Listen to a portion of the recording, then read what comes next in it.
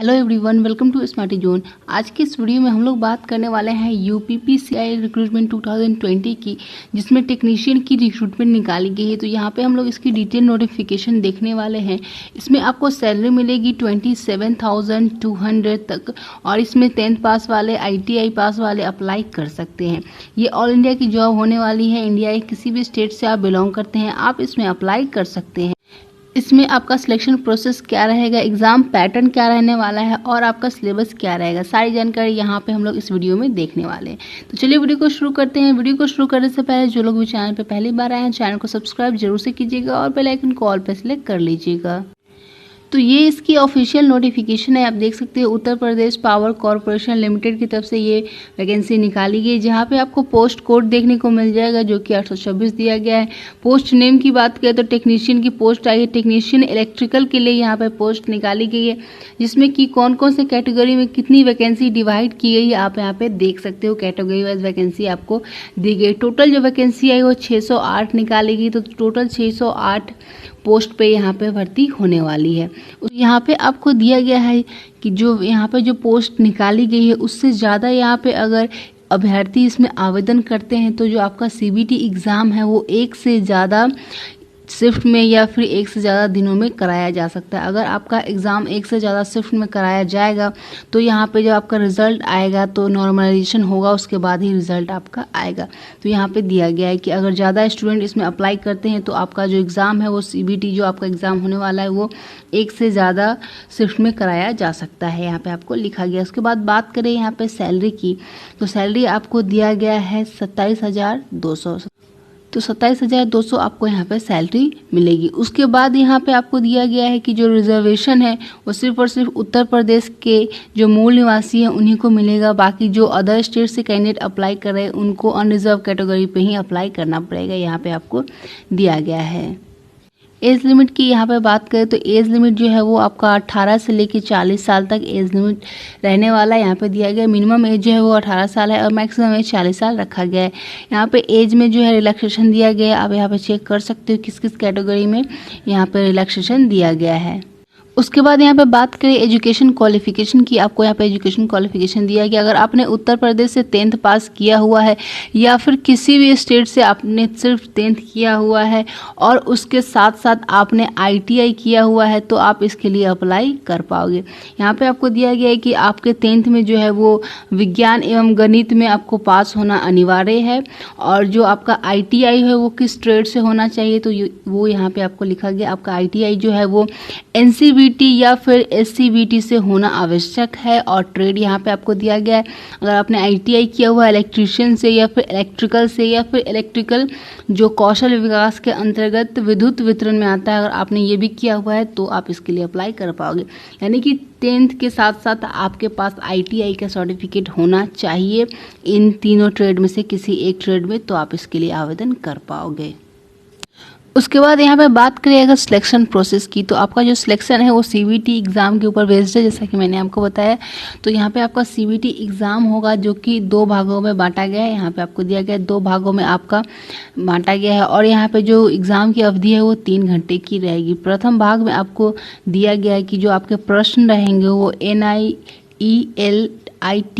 की CCC की computer ज्ञान से संबंधित क्वेश्चन यहाँ पे आपके पूछे जाएंगे, जो कि ऑब्जेक्टिव टाइप के रहेंगे। 50 आपको क्वेश्चन पूछे जाएंगे। हर एक क्वेश्चन के लिए आपको 1 नंबर दिया जाएगा, और इसका जो मैक्सिमम मार्क्स है वो 50 रहेगा, और इसमें नेगेटिव मार्किंग भी रखी गई है। 1/4 का आपका नेगेटिव मार्किंग रहेगा। पॉइंट 2 की बात करें तो पॉइंट 2 में आपको दिया गया है कि जो आपका भाग 1 होगा इसमें आपको कम से कम 20 अंक लाना अनिवार्य है। अगर आप भाग 1 में जो 20 मार्क्स है वो नहीं लाते हैं 50 में से, तो आपका जो भाग 2 का कॉपी है वो चेक भी नहीं किया जाएगा, आपको यहीं से डिस्क्वालीफाई कर दिया जाएगा। भाग 2 का एग्ज़ाम आप उस टाइम तक दे चुके होंगे। अगर आपका जो मार्क्स है भाग 1 में 20 से कम आता है तो आपका जो भाग 2 का कॉपी है उसको चेक भी नहीं किया जाएगा, आप वहीं से डिस्क्वालीफाई हो जाओगे। तो आपको भाग 1 में जो है वो कम से कम 50 में से 20 मार्क लाना अनिवार्य है। पॉइंट 3 में आपको दिया गया है तो पॉइंट 3 में यहाँ पे आपको दिया गया है कि आपका जो भाग 1 है कि ये क्वालिफाइंग नेचर का होने वाला है, जो कि 50 अंकों का आपका भाग 1 होगा, जिसमें कि आपको कम से कम 20 नंबर लाने हैं। वो आपका जो नंबर है वो मेरिट लिस्ट में नहीं जोड़ा जाए। तो जो भाग 1 है वो सिर्फ और सिर्फ क्वालिफाइंग नेचर का रहेगा। उसके बाद बात करते हैं भाग 2 की। उसके बाद यहाँ पर बात कर ले द्वितीय भाग की। तो द्वितीय भाग में आपको दिया गया है कि जो आपके सब्जेक्ट रहेंगे वो नीचे टेबल में दिया गया है, और जो जितने भी क्वेश्चंस रहेंगे वो 1 नंबर के रहेंगे, और यहाँ पे भी आपका नेगेटिव मार्किंग रहेगा, 1/4 का नेगेटिव मार्किंग यहाँ पे रहेगा। द्वितीय भाग में आपके जो सब्जेक्ट रहेंगे वो यहाँ पे आपको दिया गया है। नंबर 1 में आपका रहेगा सामान्य अध्ययन एवं तार्किक ज्ञान, जो कि जिसमें कि 20 क्वेश्चंस रहेंगे, और जो आपका अधिकतम मार्क्स होगा वो 20 रहेगा। और सामान्य हिंदी रहेगा जिसमें हाई स्कूल सामान्य स्तर पर रहेगा, जिसमें कि टोटल क्वेश्चंस आपके रहेंगे 15 और 15 मार्क्स के लिए पूछे जाएंगे। सामान्य अंग्रेजी जो कि आपका हाई स्कूल सामान्य स्तर पर रहेगा, जिसमें कि 15 क्वेश्चंस रहेंगे 15 मार्क्स के लिए। उसके बाद यहाँ पे दिया गया है तकनीकी विषय ज्ञान, जिसमें कि टोटल क्वेश्चंस रहेंगे 150 और टोटल मार्क्स भी रहेगा 150। टोटल जो मैक्सिमम मार्क्स होगा आपका यहाँ पे कुल आपको दिया गया है वो 200 का रहेगा। उसके बाद यहाँ पे आपको नोट करके दिया गया है कि आपको जो है वो द्वितीय भाग में कम से कम 33.5% आपको जो मार्क्स है वो लाना अनिवार्य है, अन्यथा आप चयन प्रक्रिया से बाहर हो जाओगे। यानी कि आपको 67 अंक लाना अनिवार्य, नहीं तो आप सिलेक्शन प्रोसेस से बाहर हो जाओगे। द्वितीय भाग में यहाँ पे आपको लिखा गया। उसके बाद कुछ विशेष यानी कि कुछ इंपॉर्टेंट पॉइंट आपको दिए गए हैं। उसके बाद यहाँ पे इम्पॉर्टेंट में जो पॉइंट 4 है वो आपको दिया गया है कि जो आपका जो मेरिट लिस्ट होगा वो सिर्फ और सिर्फ जो आपका द्वितीय भाग है उसी के ऊपर बेस्ड रहेगा, उसी के आधार पर आपका मेरिट लिस्ट जारी किया जाएगा। और पॉइंट 5 में आपको दिया गया है कि जिन लोग अगर किसी 2 स्टूडेंट का जो मार्क्स है वो सेम आ जाता है द्वितीय भाग में, तो ऐसे अभ्यर्थियों को यहाँ पे प्रेफर किया जाएगा जिन लोगों ने अप्रेंटिसशिप किया हुआ है या फिर उनका उम्र ज़्यादा है, उससे उनको यहाँ पे प्रेफरेंस दिया जाएगा। तो ये यहाँ पे आपको लिखा गया। उसके बाद बात करें आपका एग्जामिनेशन सेंटर कहाँ रहेगा, तो यहाँ पे आप देख सकते हो इन जगहों पे आपका एग्जामिनेशन सेंटर रहने वाला है, यहाँ पे आपको लिखा गया है। उसके बाद देख लेते हैं कैसे आपको अप्लाई करना है।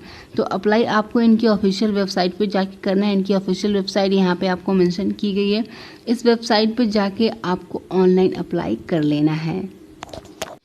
इसके बाद यहाँ पे देख लेते हैं कुछ इम्पोर्टेंट्स डेट, जैसे कि यहाँ पे आप देख सकते हो कब से आप इसमें अप्लाई कर पाओगे। तो आपको जो आवेदन करना है वो 1 जुलाई से लेकर 22 जुलाई 2020 तक आप इसमें आवेदन कर पाओगे। जो रजिस्ट्रेशन करने का जो स्टार्टिंग डेट है वो 1 जुलाई से लेकर 22 जुलाई 2020 तक है, तो 1 जुलाई से लेकर 22 जुलाई तक आप इसमें आवेदन कर पाओगे। पेमेंट करने का जो लास्ट डेट है वो 1 जुलाई से लेकर 22 जुलाई तक है, यानी कि स्टार्टिंग से ही आप इसमें पेमेंट कर सकते हो। और यहाँ पे आपका एग्ज़ाम कब होगा तो उसके बारे में दिया गया है कि अगस्त के द्वितीय सप्ताह में आपका एग्ज़ाम हो सकता है। उसके बाद बात करें यहाँ पे एप्लीकेशन फ़ी की, कितनी एप्लीकेशन फ़ी ली जाएगी। तो एप्लीकेशन फ़ी की बात करें तो अनुसूचित जाति एवं अनुसूचित जनजाति श्रेणी जो कि उत्तर प्रदेश के मूल निवासी होंगे उन्हीं के लिए सिर्फ और सिर्फ 700 रुपीज़ एप्लीकेशन फ़ी रखी गई है। अन्य समस्त श्रेणी के लिए 1000 रुपये एप्लीकेशन फ़ी रखी गई है। तो यही सारी जानकारी आपको इस नोटिफिकेशन में दी गई है। इसमें अप्लाई करने से पहले एक बार नोटिफिकेशन को जरूर से रीड कीजिएगा, उसके बाद ही आप इसमें अप्लाई कीजिएगा। नोटिफिकेशन को डाउनलोड करने के लिए लिंक डिस्क्रिप्शन में है, वहाँ से जाके आप इसको डाउनलोड कर सकते हो। तो आई होप कि आप लोगों को ये सारी जानकारी हेल्पफुल लगी होगी। अगर जानकारी हेल्पफुल लगी है तो वीडियो को लाइक जरूर से कीजिएगा, और अभी तक आपने हमारे चैनल को सब्सक्राइब नहीं किया है तो सब्सक्राइब करके बेल आइकन को ऑल पे सेलेक्ट कर लीजिएगा। जितना हो सके इस वीडियो को शेयर कर दीजिएगा अपने फ्रेंड्स के साथ। जो लोग भी इसमें अप्लाई करने के लिए एलिजिबल हैं वो इसमें अप्लाई कर पाएँ, तो उन लोगों के साथ इस वीडियो को जरूर से शेयर कीजिएगा। अगर आप डेली बेसिस पे गवर्नमेंट जॉब अपडेट पाना चाहते हैं तो आप हमारा फेसबुक ग्रुप भी ज्वाइन कर सकते हैं। लिंक उसका भी डिस्क्रिप्शन में आपको मिल जाएगा, वहाँ से आप हमारा फेसबुक ग्रुप ज्वाइन कर सकते हैं। तो मिलती हूँ मैं नेक्स्ट वीडियो में। Bye bye.